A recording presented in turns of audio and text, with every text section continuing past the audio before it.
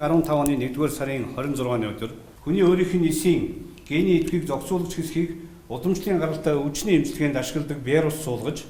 түүний ангаах чадварыг хүний биеийн дотор урт хугацаанд хадгалах шинэ арга зүйг нээж өгсөн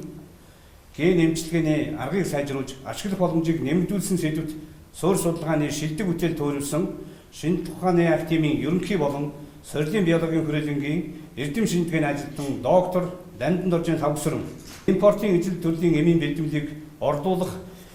эдийн засгийн үр ашигтай шинэ бүтээгдэхүүн үйлдвэрлэж эмчилгээнд нэвтрүүлсэн уламжлалт ангаах ухаан шинэ ухааны активын ерөнхий болон сорилын биологийн хүрээлэнгийн эрдэм шинжилгээний ажилтан доктор Дандан Доржийн Савгсран уламжлалт ангаах ухаан технологийн хүрээлэнгийн эрдэм шинжилгээний ажилтан доктор Буян Тогтгийн Дэжитман Непко хэвлэлийн газрын ажилтан судлаач Дорж Балмын Хөрлөхүү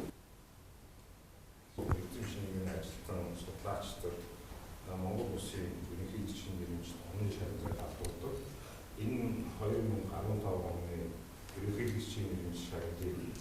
ген эмчилгээний аргыг сайжруулж ашиглах боломжийг нэмэгдүүлсэн сэдв суурь судалгааны шинэ эзэн боллоо.